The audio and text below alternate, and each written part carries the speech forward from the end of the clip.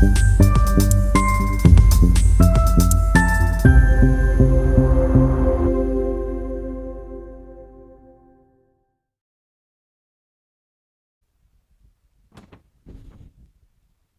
again to the broadcast today.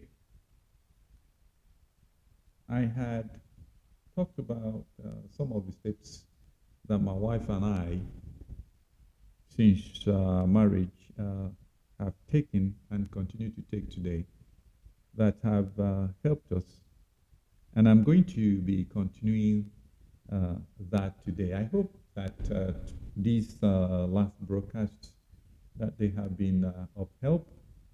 If they have been, please share these with friends and continue to listen and learn from our own experiences. So today I'm going to continue to discuss the steps that we took and that have been quite helpful. We have the same room. This may seem very obvious, but I found out that some people that they have, the husband has his own room and the wife has hers. We have practiced having the same room from day one. Why is this important? Imagine if you and your wife had a misunderstanding and you sleep in different rooms. It's easier for both of you not to reconcile because the wife is mad, she goes to her own room, and the husband is mad, he goes to his own room. And it's easier. You know, the Bible says that we should not allow anger to get over to the next day. So you have a day for your anger literally to expire. It's easier if both of you sleep in the same room. You have to confront each other when you come into the room. Hey, honey, or darling, or whatever name you call each other, and you begin to discuss it. So as much as practical, please, we recommend that this sleeping arrangement is better. During the day, with cell phones these days, we talk to each other. When my wife is in her office, I call her to find out how she's doing. If she's not heard from me, she will call and say, hey, I didn't see your brake light till today, you know, as Nigerians will say. And we laugh about it, and we communicate constantly during the day, maybe asking about how she's doing or how I'm doing, if any challenges or any things to share. And it's a daily practice. It makes it that because we are constantly talking to each other, we have become the best friends. While you were courting whoever you married, that's one of the things that made you guys very close. You were constantly calling each other or visiting each other or writing each other. And today with cell phones all over, I think we should use that. The other thing I have done, or we have done, is, you know, I have a car, my wife has her own car. It's necessary because both of us work in separate offices and most of the spouses do the same. But, you know, the better car has always been driven by my wife. It sends a message to others that I really value my wife. So if I have a more expensive car and my wife drives it, what message are you sending?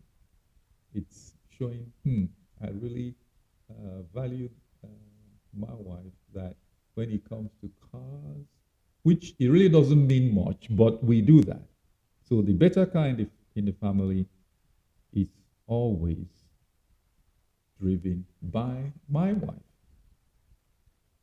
How about problems, especially for those of us who live in Nigeria or Africa, where we have extended families and there's a lot of expectations that you help your relatives? How about that? Now, when you get married, you have become a member of your spouse's family and extended family. It then makes sense that the problems of both families are your own problems. It is not a good thing that if I want to send money to take care of any situation in my extended family, that I will hide to do that. When I start hiding to send money to somebody, something is not right. It should be that whatever issues my family has, my wife should know about it, and we discuss it. And if there's any money that is going to go to them, that she is aware. The same for her. If there's a problem in her family, she needs to let me know so that it's our problem and we extend help to them. It's funny that for us, my wife is really the one that often points and say, hey, this person and this person and the other person from my own family, they need help.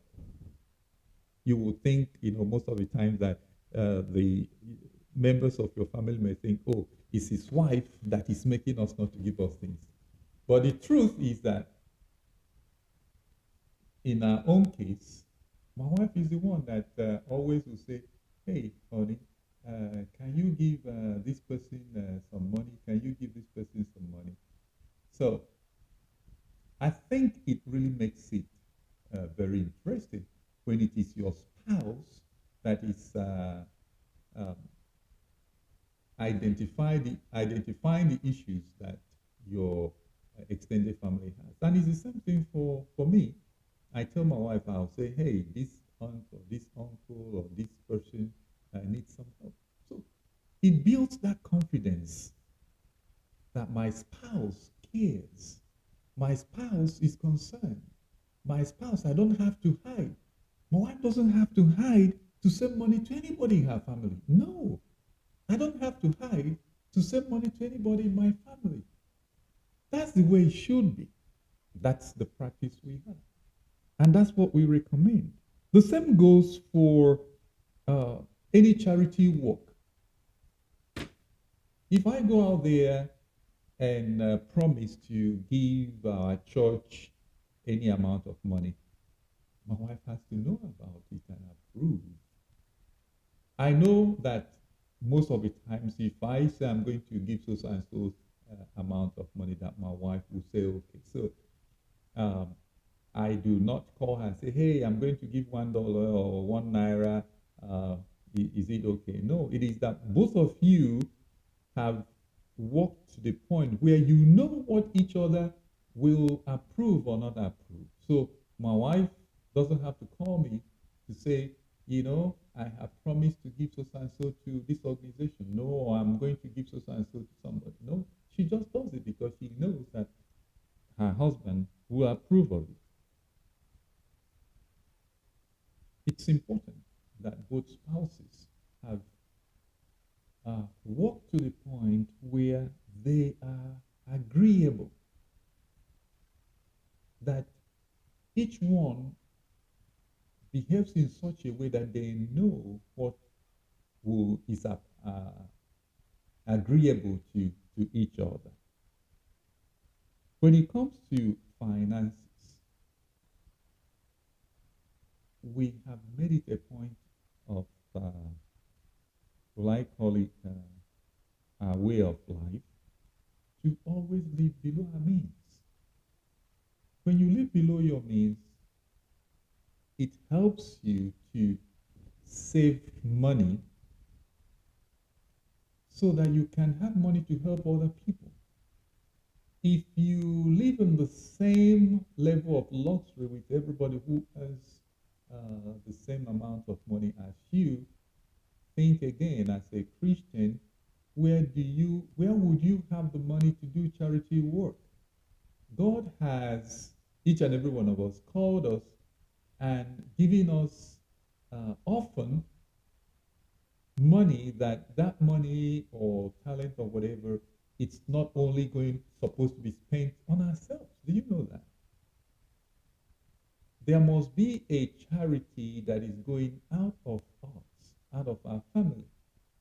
So one of the ways to achieve that is to make sure that you live below your means. That way you save unnecessary expenses.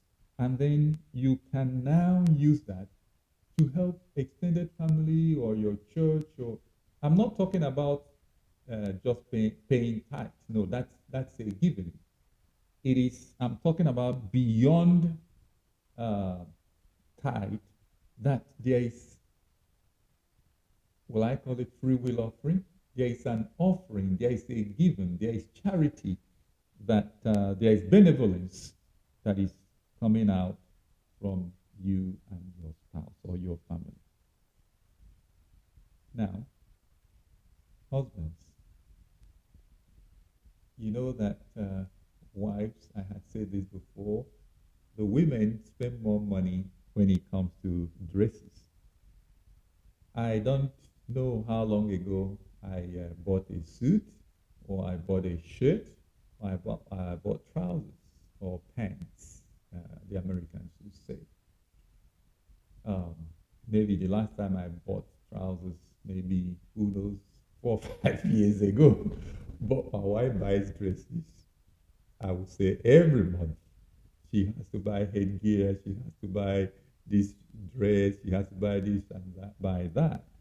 And, sometimes I'll say, come on, honey, when would you have enough? When I walk into her wardrobe, she has a lot of stuff as far as I'm concerned, but for her, she doesn't have enough. And that's typical of a wives. So as a husband, trying to make my wife spend like me doesn't work when it comes to clothing.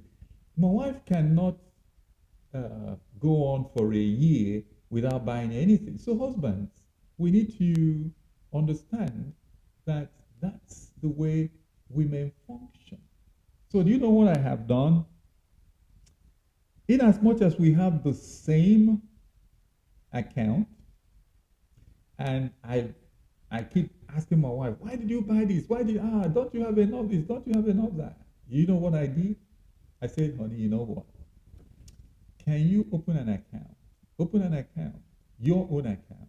And in that account, every month, this is the amount of money that is, will I call it, I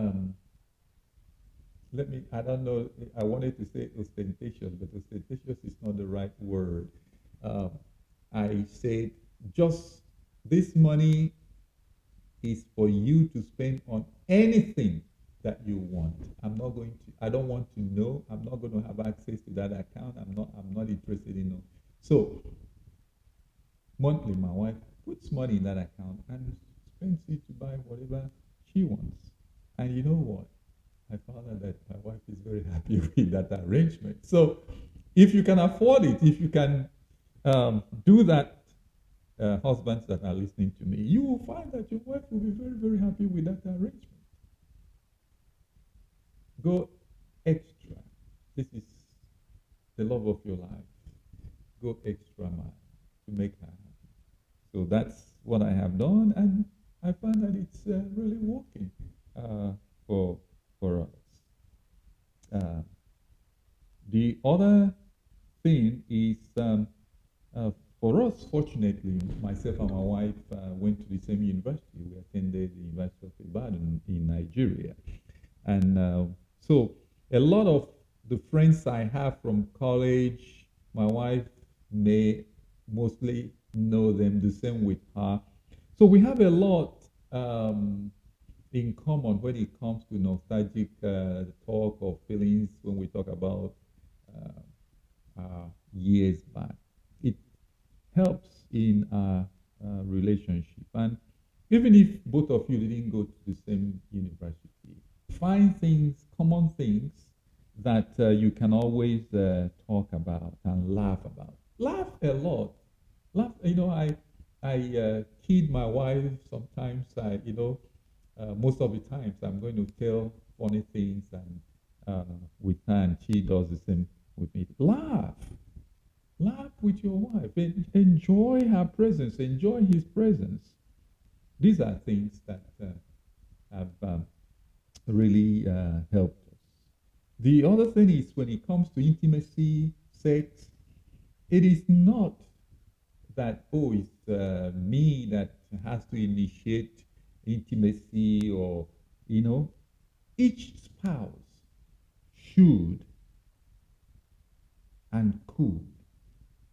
And it's important to make sure that you do not use intimacy as a leverage to get something from your wife or something from your husband, or to force the wife and say, I'm your husband. So whenever I demand intimacy, demand really, you need to say, okay, no, you have to be sensible. You have to be loving. In some of the previous broadcasts that we had, I talked about the little things. I talked about the love bank account. If you're depositing daily in the love bank account of your wife or your husband, sex becomes a no issue, because both of you will be ready for that. Very good thing to do. And my wife is not from my tribe in Nigeria. I'm Igbo, and my wife is from Akwa Ibom. So the first time my wife, when we got married initially, she couldn't speak a word of Igbo. But today my wife speaks Igbo fluently, and that has helped her to integrate, become part of my family. In my family, they really, really love her. So it's good for every relationship for us to do whatever is necessary. I said whatever is necessary to make sure that your marriage works.